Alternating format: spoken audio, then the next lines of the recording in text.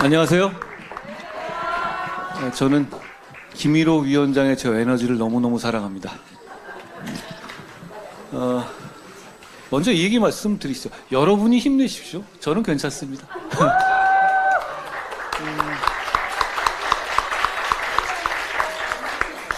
여기 이렇게 추운 날씨에 이런 먼 곳까지 이렇게 모이신 여러분들은 정치인입니다. 여러분 모두 정치인입니다. 저도 마찬가지고요.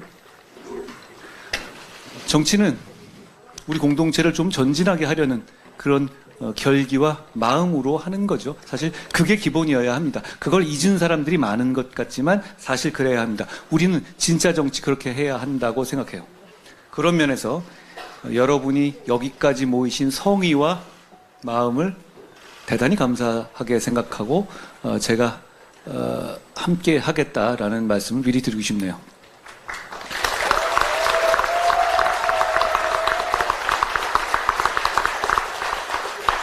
들어오면서 저는 이런 생각했어요. 제가 이렇게 잘 써주는데 보면 이게 잘 안 읽게 돼요. 들어오면서 제가 여러분을 보면서 그런 생각을 했습니다. 아까 말씀하셨죠? 저희가 여성들에게 그렇게 큰 지지를 지금 이 순간에는 받지 못하고 있다는 말씀도 하시던데 저는 그 생각보다는 이렇게 생각했습니다. 대한민국의 여성들이 이렇게 정치의 중심으로 자리 잡아가고 있구나.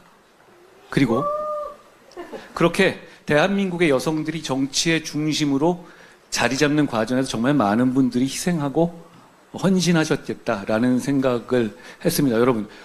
여러분의 선배, 우리들의 선배, 어머니, 누이들에게 박수를 한번 쳐드리고 싶습니다.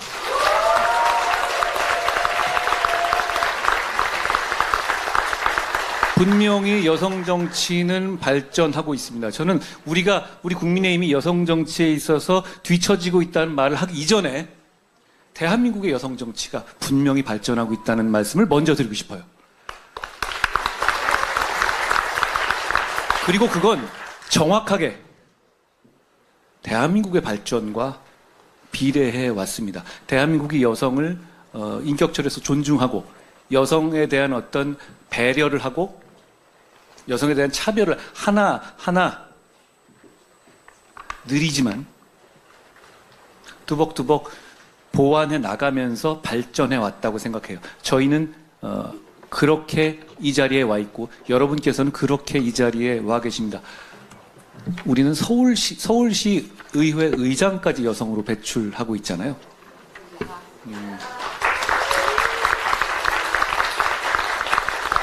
우리는 그런데 더 나아질 겁니다.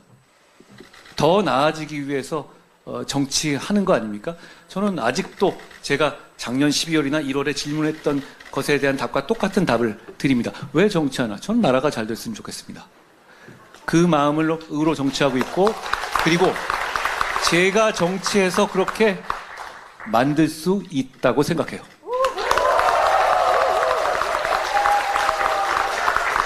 그런 차원에서 우리가 하나하나 배워가고 우선순위를 둘 걸 먼저 찾아내고 그걸 관철해 내자는 말씀을 드립니다. 여러분, 대한민국이 지금 경제라든가 이런 상황들이 대단히 어렵잖아요. 우리만 겪는 일은 아니에요. 에너지 가격이 올라가고 그로 인해서 물가가 올라가고 그러니까 성장률이 떨어지고 이러잖아요. 지금 한국은행이 얼마 전에 경제 성장률의 추정치를 1%대로 낮췄거든요. 좀 충격적인 얘기입니다. 지금 현재는 2% 초반인데 물론 이게 OECD 전체로 놓고 보면 중간쯤 정도 해당하는 거여서 크게 나쁘지 않다고 볼 수도 있지만 그렇지 않습니다. 우린 그런 나라 아니거든요. 우리는 우상향 성장을 해야만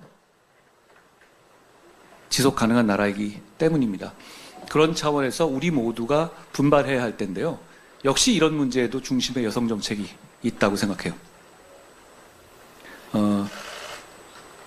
성장의 속도가 줄어드니까 양질의 일자리가 줄어들고 소득이 줄어들고 기회가 줄어들고 그러다 보니까 결혼 연령이 뒤로 밀려나고 출산율이 떨어지는 거죠. 그러다 보니까 성장을 위해서 필요한 노동력이 적어지는 거고요. 그러다 보니까 성장이 더 저하되고요. 그 반복되는 이 안 좋은 사이클이 지금 돌아가고 있는 겁니다. 인구 절벽이나 출산율, 출생률의 저하가 성장과 유리된 게 아니거든요. 결국 저는 이게 결과적으로 하나의 틀로 묶여 있다고 생각해요. 그러다 보니 성장은 안 되고 기회는 줄어들다 보니 교육 같은 우리 내부의 경쟁은 더 치열해지고 더 살기 힘들어지는 겁니다. 더 살기 힘들어지고 교육하기 힘들어지니까 아이를 더 안 낳겠죠. 너무나 합리적인 판단이에요. 결국은 성장, 저출산, 경쟁, 교육, 이 문제는 하나의 궤입니다. 그 문제를 해결하는 것이 정치의 몫이고 더 뒤로 미뤄서는 안 된다고 생각합니다.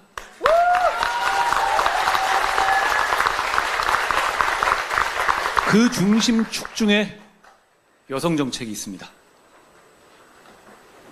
고백합니다. 저는 페미니스트는 아니에요. 그렇지만 여성의 삶은 존중하고 여성의 삶을 나아지기를 정말로 바라는 정치인입니다.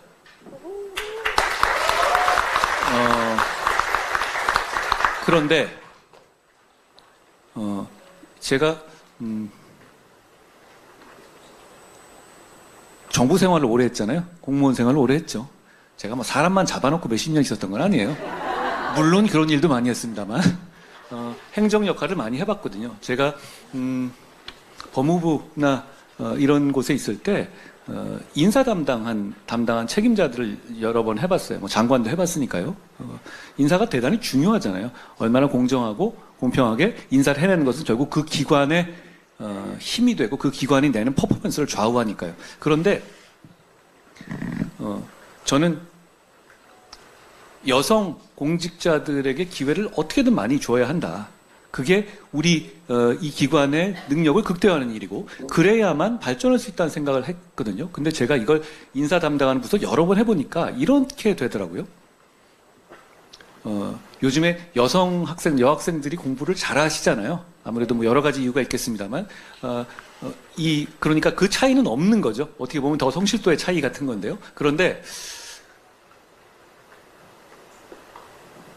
이 고위공직자를 고시 보고 들어온 분들을 보면 인사고과 같은 걸 좀 보게 되잖아요. 저는 뭐 장관이나 뭐 검찰국 관련한 사람이나 이런 사람을 볼 때요.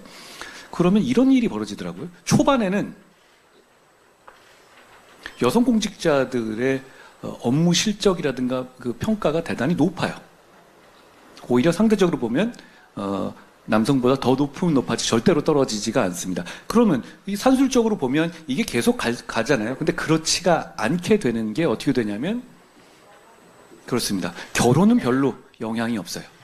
결혼을 한다고 해서 업무의 어떤 실적이나 퍼포먼스 떨어지냐? 그러진 않아요. 저는 오히려 더 그런 영향이 없다고 봤는데 출산을 하는 경우에 그렇게 되면 출산을 준비하는 앞쪽 1년 그리고 그 어린아이를 키워야 되는, 물론 그게 인생에 얼마나 프레셔스 모멘텀입니까? 그렇지만 그 기간을 집중해서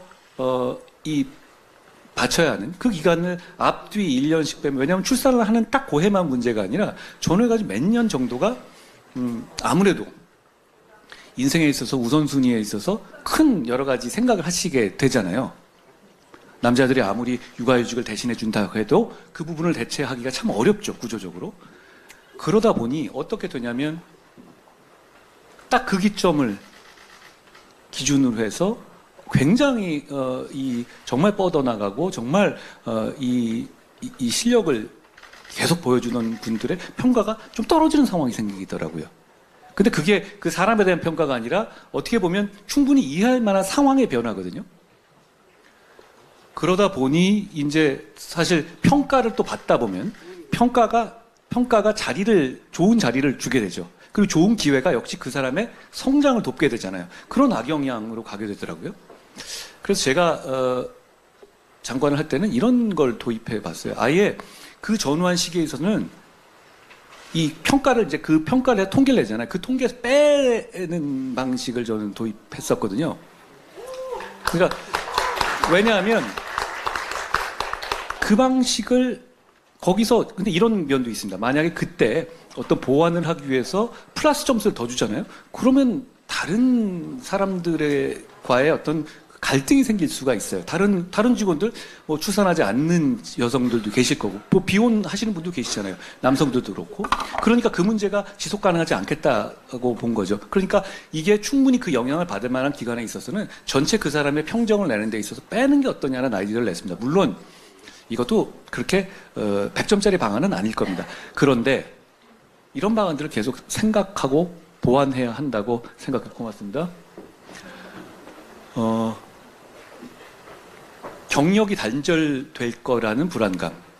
그리고 그 동안에 자아실현을 해서 전 인생에서 뭔가 내가 크게 한 발 뒤처질 거라는 그런 생각들, 그런 부분에 대한 불안감을 없애주는 정책이 지금 제가 아까 말씀드린 성장, 저성장, 저출산, 교육의 경쟁 강화, 다시 돌아가서 다시 저출산, 저성장, 이 악순환의 문제를 해결하는 유일한 방법이 아닐지는 몰라도 중요한 방법이 될 수 있다고 생각합니다. 그렇기 때문에 우리 국민의힘은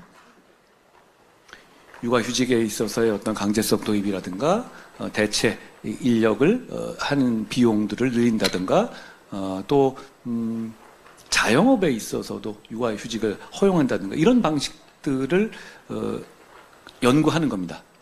그리고 그 연구해내는 것들의 많은 아이디어를 여러분들께서 내주시기 바랍니다. 여러분, 제가 여러분보다 정치를 덜 했으면 더 했겠습니까? 그리고 여러분만큼 제가 지금 말씀드린 이 초보적인 아이디어를 실감하시면서 인생을 살아오신 분들이 우리는 아니잖아요. 그렇지만 여러분은 그래 오셨고요. 그런 차원에서 우리의 정책을 여러분의 절실함과 여러분의 애국심으로 보완해 주십시오. 그러면 국민들께서, 대한민국 여성들께서 우리 국민의힘의 마음을 알아주실 겁니다. 저는 정치에서 마음은 말로 보이는 게 아니라고 생각해요. 정치에서의 마음은 돈으로, 예산으로, 정책으로 보이는 겁니다. 그걸 제가 여러분과 함께, 서울시당과 함께 해보겠습니다. 여러분.